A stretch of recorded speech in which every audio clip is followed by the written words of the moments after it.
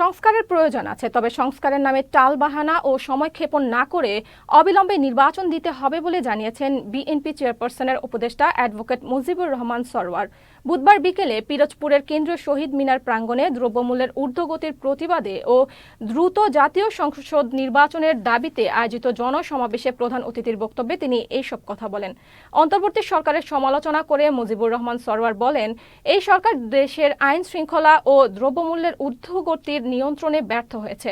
তাই অবিলম্বে দ্রব্যমূল্যের ঊর্ধ্বগতি নিয়ন্ত্রণ করতে হবে এবং আইন শৃঙ্খলা নিয়ন্ত্রণ করে অবিলম্বে নির্বাচনের রোডম্যাপ ঘোষণা করতে হবে। এই সময় পিরোজপুর জেলা বিএনপির আহ্বায়ক অধ্যক্ষ আলমগীর হোসেনের সভাপতিত্বে সমাবেশে বক্তব্য রাখেন বিএনপির কেন্দ্রীয় বন ও পরিবেশ বিষয়ক সহ সম্পাদক কাজী রওনাকুল ইসলাম টিপু সহ অনেকে।